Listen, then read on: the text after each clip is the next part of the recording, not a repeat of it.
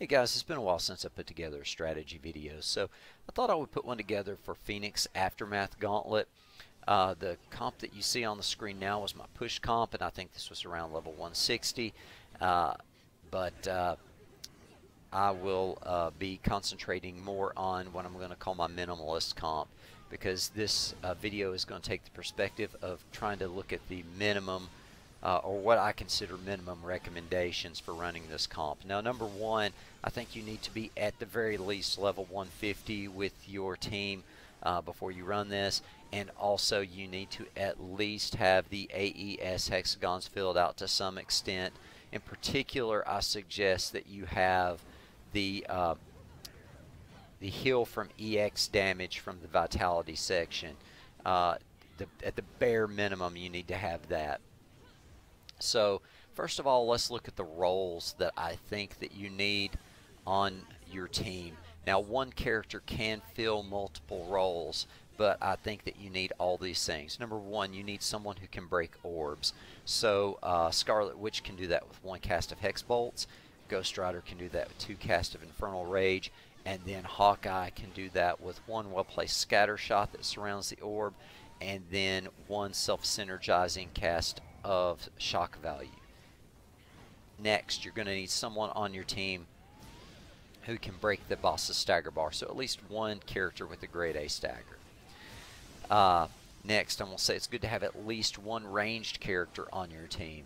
And so for my push comp here, Scarlet Witch was both my orb breaker and my ranged damage. Then I'm going to suggest you have at least 1 character on your team who is fire resistant. And the reason that I suggest that is it allows you to pick up the Phoenix buff without taking damage from that buff. So the fire resistance is really handy. Now, that could be someone who is innately fire resistant like Jean Grey or Ghost Rider, or it could be someone who is able to be augmented by fire, and you can use the Shield Depot ISO to get the fire augmentation and burn resistance. So let's take look at the comp that I'm using for my minimalist run here. So first of all, I've got Elsa. I'm running her with what is equivalent to 2 of the green damage resist ISO and 2 damage to enemies ISO. Next up, I have got Spider-Gwen, running her with 2 damage resist ISO and then a strength and damage to enemies ISO. Next, I have Scarlet Witch. For her, I'm running 2 of the do 34% more damage when at or below 50% EP, and then the equivalent of 2 damage resist ISO. The other values on those ISO give her no benefit whatsoever. And then Electra has the Shield Depot ISO that gives you the fire augmentation and makes you burn resistant. And then I'm also running the handy Danger Room event ISO on her that allows you to heal from burn damage. And while it's not absolutely necessary, it is fun to use in this gauntlet. And then she has damage resist as well. So basically, with the full comp here, you could make the equivalent gearing using all solid color ISO, with the exception of the Shield Depot ISO, which is also easily attainable. So what I was going for here was these are easily or relatively easily obtainable ISO. It shouldn't be too hard to at least match what I've got going on here. So the first encounter that you have is Iceman, and for him, his battle is pretty easy. Most of his attacks are telegraphed, and most of them are frontal assaults. So as long as you approach him from the sides and back, you should be in pretty good shape. I'd also recommend, as always, that you break those orbs as soon as they appear, and you should be in pretty good shape. When it comes to this stage, I can generally come out of this stage looking either roughly the same or maybe even at times a little better than I initially went into the stage looking. So all in all, I would say that Iceman is a pretty easy fight and shouldn't give you too much trouble at all. Okay, let's talk about stage 2, which is the Gambit stage. As always, I recommend you destroy the orbs as soon as they appear. And what might be a little bit counterintuitive in this stage is I try to avoid Gambit as much as possible because he has big AoE damage.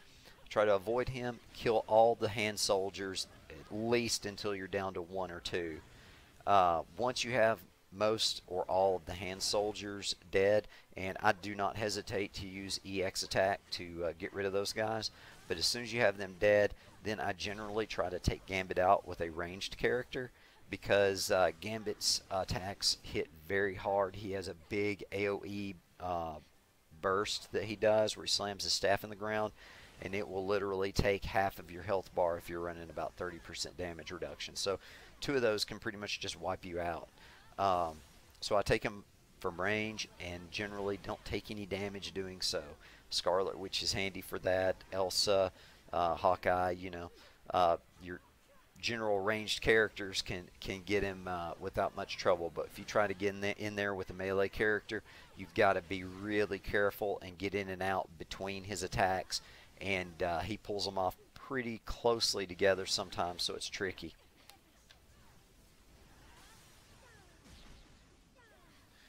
One quick note, if you're interested in pushing this versus the minimum requirement, the only difference that exists in my approach to that would be the ISO, and it would simply be to use rainbows where one side is offensive and then the other side gets you as close as possible to that 73% damage cap, or at least to 60% damage reduction cap.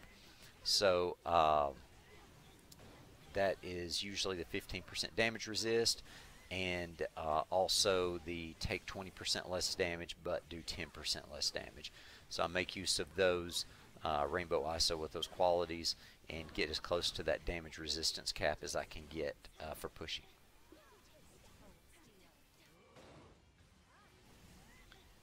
Stage 3 of this gauntlet is the cable stage. As always, break the orbs as they appear. This stage is fairly straightforward. You just want to stagger cable and avoid the danger room trap that's coming down from the ceiling. And the main attack to avoid, there's a couple. One is Cable's big AoE blast where there's a blue circle on the ground. Try to stay out of that. And then you'll see him use his big mechanical arm to kind of do this attack where he tears up the ground in front of him. He will turn last second on that attack, so it's best to try to circle clean around behind him or just out of range of him when he's doing that. If you get to the point where the Sentinel appears, the Sentinel core is great, does great damage to Cable. So like I said, that one's pretty self-explanatory.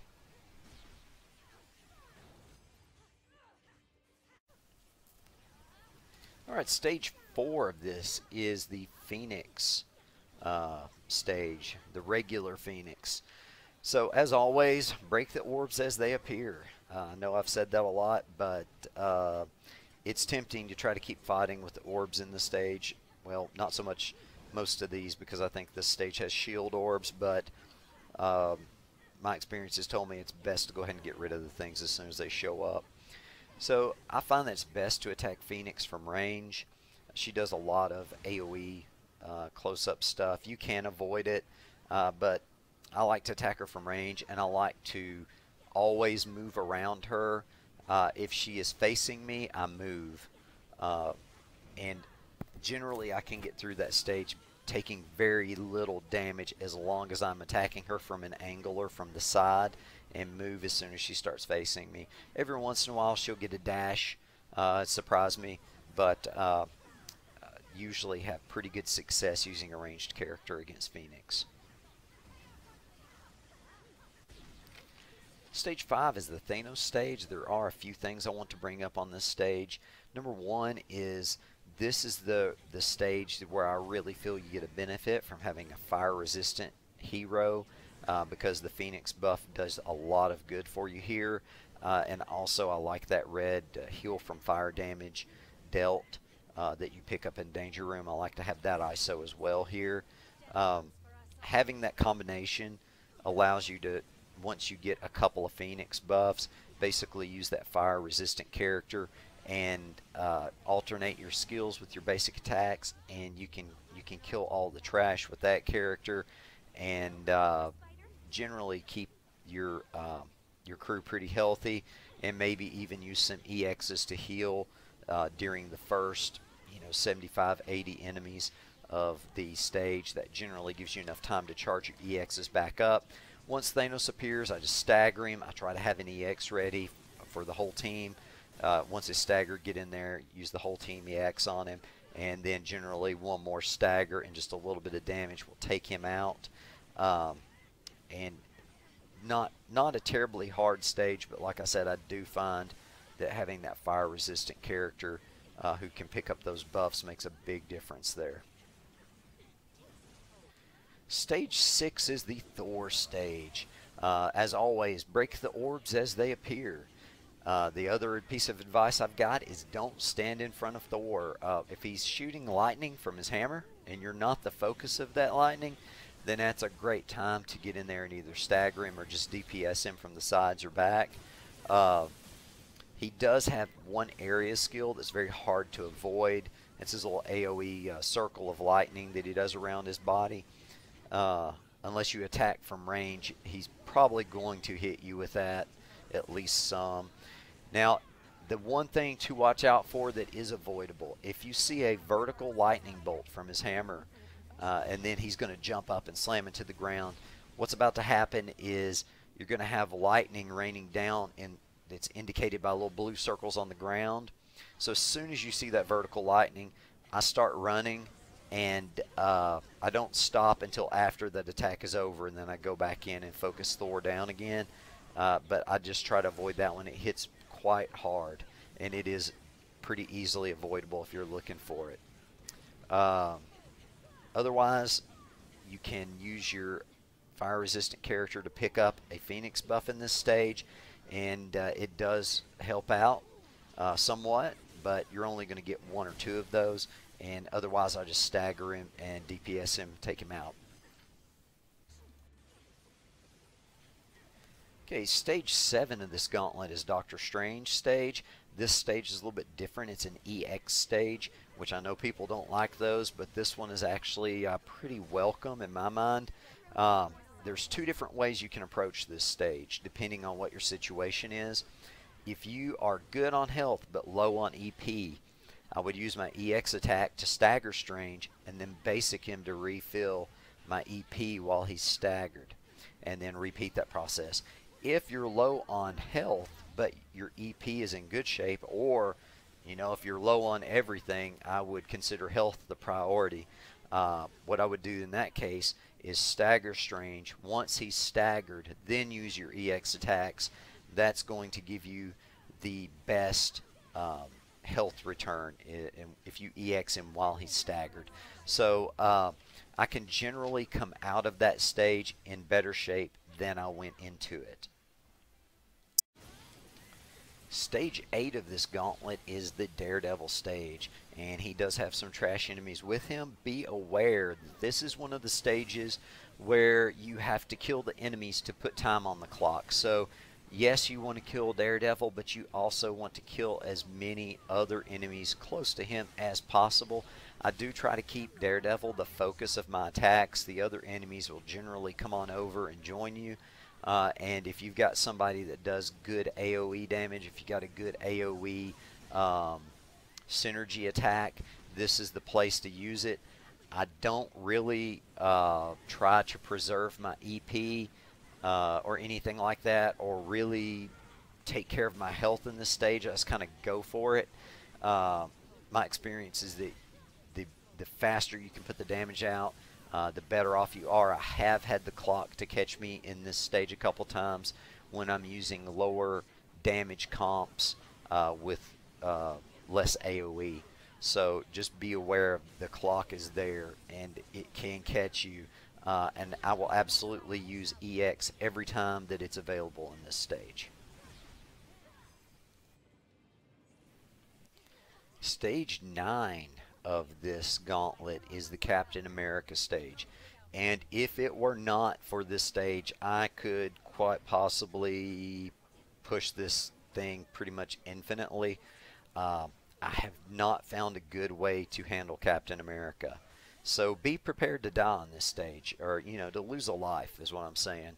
Try to avoid his attacks, stagger him, DPS him. His shield dash hits really hard. You can circle him, wait for him to shield dash, then go in on him for a second, back out. But I do struggle with this stage myself, and have yet to find a really good approach. I would say use Ultrons, the Ultron bots, to refill your EP using your basic attacks or jump attacks and things, and then you can go in and use your skills on Cap, because especially if you're trying to melee Cap, but even if you're trying to range attack him, he's going to throw a shield at you, he's going to dash at you, and it's only going to take 1 or 2 attacks and you're going to be dead. So like I said, try to refill on the Ultron bots, and then wait for him, circle him, wait for him to use an attack, then go in and attack him and kind of pick at him like that until I get him knocked out. Alright, so this is the 10th and final stage, Dark Phoenix. Once again, break the orbs when they appear. Those things will pull you out of position and distract your AI. The main thing you're wanting to do is either dodge and DPS or stagger and DPS. Those are kind of your 2 options. If you're going melee, you want to get that stagger. If you're going ranged, you might try to dodge and DPS some. Be sure to save enough EP to break the shield orbs when they show up. And the other thing I will say is, if your whole team happens to be low health, sometimes it actually makes sense to just go ahead and intentionally die with one of the characters to get the revive off, so that you have one character that's not almost dead. You really don't want your team to wipe at this point. And that has happened to me in the past when I was trying not to die at all and the whole team was low. The comp I used in this run, I consider kind of a worst case scenario. I really do like Elsa and Spider-Gwen. I wanted to like Elektra, but I don't really care for her that much. And Scarlet Witch, I would actually say, is a top pick, a meta pick on this, just because of her ability to break orbs and do range sustained damage. But the rest of them, I think, are more or less a worst case scenario, and the ISO, I think, is more or less a worst case scenario as well. But it turned out fine. I still have plenty of time left, even with these low DPS characters and running 30% damage reduction. So, and I had plenty of lives left over, 90 something, I think. So, it worked out great. I was pretty pleased with this run, just for trying to get the stars.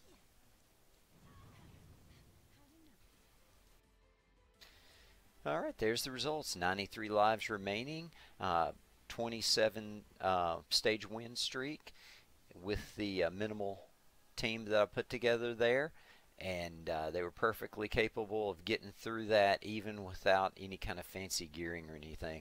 I hope you guys enjoyed this, and I will see you next time.